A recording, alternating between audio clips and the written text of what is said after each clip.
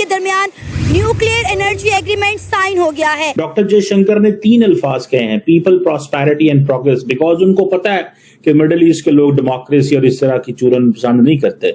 They talk about people, prosperity and progress. नौकरी करनी नहीं है, नौकरी करनी आती भी नहीं थी, ना नौकरी करनी है, हिंदू का मुकाबला भी नहीं कर सकते थे। चलो यार नया मुल्क बनाते हैं, नया मुल्क बना लिया चला लिया। ये हिस्ट्री है। अगर आप जाहिल है ना, हम एक जाहिल कौम है। अब बच्चों को अगर ये पढ़ाएंगे तो शायद इंटरेस्ट भी आएगा। वहां पर जाकर वो $24 बिलियन का न्यूक्लियर पैक्ट साइन कर रहे हैं उनके साथ, लेकिन आपका कर्जा रोल ओवर नहीं कर रहे। इसकी क्या वजह है? पाकिस्तान को क्या मिर्ची लगी है? पाकिस्तान की ये मिर्ची है कि यार भारत जो है कभी सऊदी अरब में मंदिर की बात कर रहा है, कभी यूएई में तो बना ही दिया उसने, यूएई में तो बना ही दिया। और भारत की जो डिप्लोमेसी चल रही है सारे मुस्लिम देशों के साथ बेहतरीन चल रही है। पाकिस्तान कह रहा है कि ये हमें आइसोलेट करने की साजिश, जबकि पाकिस्तान को कोई नाम भी नहीं ले रहा, पाकिस्तान के पास पैसे ही नहीं है। इतनी स्ट्रांग एक पार्टनरशिप अपनी बना रहा है भारत, इसलिए चाइना को भी ये डर लग रहा है। पाकिस्तान को जहां पर इंडिया को बुलाया जाता है, पाकिस्तान को पश्चिम डाल दिया जाता है। क्या वजूहत है इंडिया की? वाह भाई इसलिए हो रही कि इकोनॉमी मजबूत है, क्या वजूहत है? इसको देखते हैं, आप कैसे देखते हैं? हम लाते हैं टॉक शोज और अनलिमिटेड एंटरटेनमेंट सिर्फ यूट्यूब पर। अगर आपने अभी तक हमारा चैनल सब्सक्राइब नहीं किया तो अभी सब्सक्राइब करें और बेल आइकॉन को क्लिक करके हमारी लेटेस्ट वीडियोस के बारे में अपडेट जानें। दोस्तों, इंडिया और जीसीसी की जो फर्स्ट एक मिनिस्ट्रियल डायलॉग हुआ है, उसमें अगर आप देखें तो जो जॉइंट कम्युनिके है या जो स्ट्रेटेजिक डायलॉग है, ये बड़ा इंपॉर्टेंट है। एक तो पाकिस्तान को हमेशा के लिए सोच लेना चाहिए कि वो जो पाकिस्तान की अरब वर्ल्ड में अहमियत थी वो खत्म हो गई है। हम पहले उस देखे जाते थे ब्रैकेट में इंडिया पाकिस्तान, वो गेम खत्म हो गई है। Now India is being considered as a Middle Eastern power. Now India is projecting itself a power in Middle East.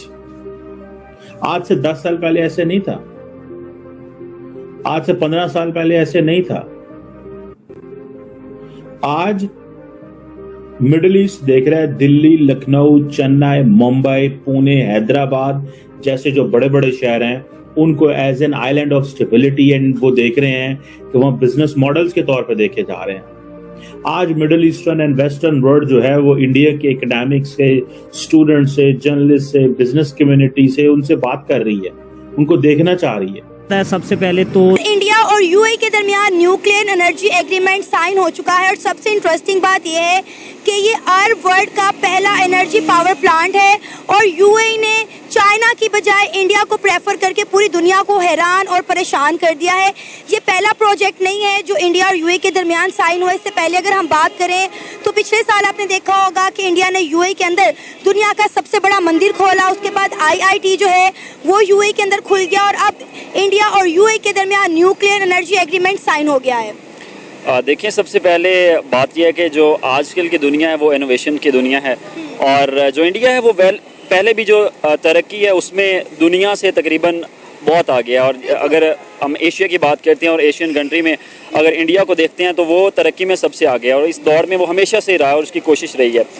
बाकी बात करते हैं कि जो अभी उनका जो कॉन्ट्रैक्ट हुआ है वो जो है यूएई के साथ हुआ है, तो सबसे पहले उसकी तो मुबारकबाद है इंडिया को कि वो जिस राह पर चलना चाहते हैं या जो वो कामयाबी और जो जिस काम के ऊपर वो लगे हुए हैं और वो उसको जो है सर अंजाम दे रहे हैं। IMF ने ये कहा कि आप हमें रोल ओवर करवा के दीजिए। IMF से आप रोल ओवर अभी तक नहीं करवा सके और आपने यूएई से, सऊदी अरेबिया से और चाइना से ही रोल ओवर करवाना था ना। तो अगर अभी तक नहीं हुआ तो इसका क्या मतलब है कि आप नहीं ले सके, उनसे कर्जा रोल ओवर नहीं करवा सके। तो वही लोग, वही कंट्रीज, वही लीडर्स, वही मुस्लिम उम्मा इस वक्त इंडिया में मौजूद हैं।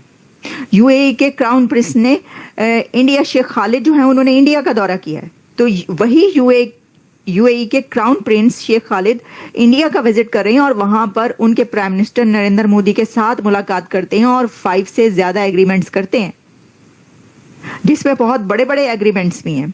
ठीक है, और इसके अंदर जो है उन्होंने जो सिविल न्यूक्लियर पैक्ट जो किया है वो भी हमारे सामने मौजूद है और इसके अलावा और भी कई ऐसे जो हैं India and UAE sign nuclear energy pact. $24 billion nuclear plant है ये। तो वो 24 बिलियन, भाई मेरा तो सवाल क्या है, मेरा सवाल यहाँ पे है कि जिनसे आपने कर्जा रोल ओवर करवाना है वो आपके हमसाया कंट्री में जाके, जो कि उनकी मुस्लिम उम्मा का कंट्री नहीं है, वहां पर जाकर वो $24 बिलियन का न्यूक्लियर पैक्ट साइन कर रहे हैं उनके साथ, लेकिन आपका कर्जा रोल ओवर नहीं कर रहे।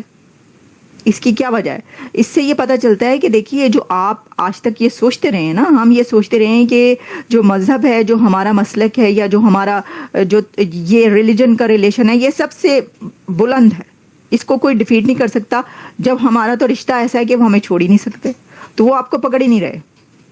वो रिश्ते ये सब जो है ना, रिश्ते नाते, ये कब की ख़त्म हो चुके हैं। दुनिया इससे बहुत आगे जा चुकी है, बहुत आगे निकल चुकी है। अब देखिए, एक अरसे तक पाकिस्तान एक ऐसा मुल्क है कि जो एक अरसे तक अरब कंट्री से सिर्फ इन्हीं रिश्ते नातों की बिना पर, उम्मा बरादरी, इस्लामिक कंट्रीज़, इस्लामी बरादरी, बरादराना ताल्लुकात, इन लॉजिक्स की बिना पर भाई साहब आप उनकी से लेते रहे हैं कर्जे, और वो इसी बिना पर एक्सप्लॉइट होके देते रहे हैं कर्जे।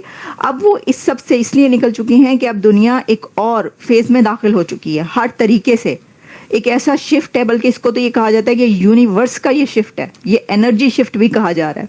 तो जहाँ एनर्जी शिफ्ट की बात की जा रही है वो तो एक अलग सब्जेक्ट है, तो वहीं पर जो इकोनॉमी का शिफ्ट भी आ चुका है, वहीं पर रिलेशंस का शिफ्ट भी आ चुका है, वहीं पर सोच का शिफ्ट आ चुका है। अब ये थिंकिंग या आइडियोलॉजी जो पुरानी थी वो बदल चुकी है, शिफ्ट आ चुका है। अब लोग कहते हैं कि नहीं, इस बिना पर हम कर्जा नहीं लेंगे कि हम भी उम्मा है और तुम भी उम्मा हो, ये नहीं, ये कोई बात नहीं है। आपसे हमें मिलेगा क्या? वो ये कहते हैं कि क्या मिलेगा हमें बदले में?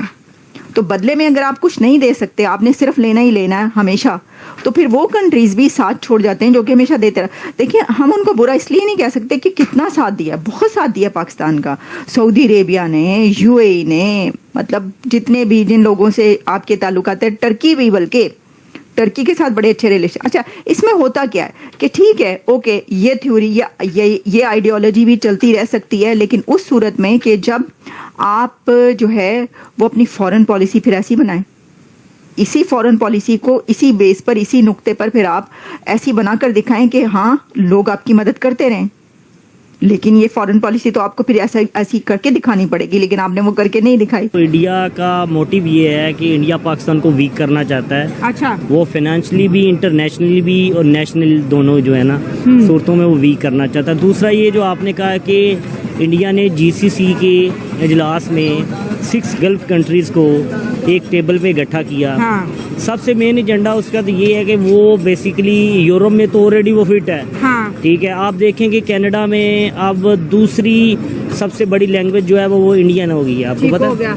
सही है। तो उसके बाद जब गल्फ की तरफ आए तो सऊदीया में सबसे ज़्यादा बिजनेसेस जितने भी हैं इंडियन हैं। हाँ, सुपरवाइजर जितने भी इंडियन हैं। ठीक है, दुबई आप चेक कर ले तो आपको पता है सबसे बड़ा मंदिर और जितने अरबों का बनाया वो इंडियन ने बनाया। और यूएई के साथ तो हमारी वो सप्लाई चेन है दोस्तों जिसका कोई मतलब इक्वल नहीं हो सकता। That is energy. Energy is the crux of everything. तेल आता रहेगा, गाड़ी चलती रहेगी। जिस दिन तेल नहीं आया उस दिन गाड़ी बंद। इसलिए हमें दोस्ती करना बहुत जरूरी है। मैं चाइना और पाकिस्तान का भी एंगल दूंगा आपको अभी। It's very important. Human resource development and trading बहुत जरूरी, क्योंकि हमारा जो ह्यूमन रिसोर्स है गल्फ में बहुत जाता है, मिडिल ईस्ट में बहुत जाता है, और भारत को 100 अरब के आसपास डॉलर हर साल वहां से आते हैं। बहुत कमाई है भारत की। तो वहां पे पूरा रेमिटेंसेस आते हैं भारत के पास, over 100 billion US dollars per year. लेकिन अगर वो 100 अरब को हमें 200 अरब करना है तो जो क्वालिटी ऑफ मैन पावर है आपको हर लेवल पे इसको इंक्रीज करना पड़ेगा। नहीं करना पड़ेगा? आप देखिए ना, अगर आप, जाहिर सी बात है, जो जितना पैसे कमाएगा उतने ज्यादा भेजेगा यहां पे, ये बात सही है। और वहां की पॉपुलेशन बहुत कम है, तो आप कौन ज्यादा कमाएगा? जिसकी नॉलेज ज्यादा है, जिसकी एक्सपीरियंस ज्यादा है, जिसके पास डिग्री ज्यादा है, वो जाहिर सी बात है ज्यादा कमाएगा। तो आपको ये वीडियो कैसा लगा कमेंट बॉक्स में जरूर लिखिए। इस वीडियो को लाइक कीजिए, शेयर कीजिए, सब्सक्राइब करना ना भूलिए आपके चैनल EFC को। मिलते हैं अगली वीडियो में। जय हिंद।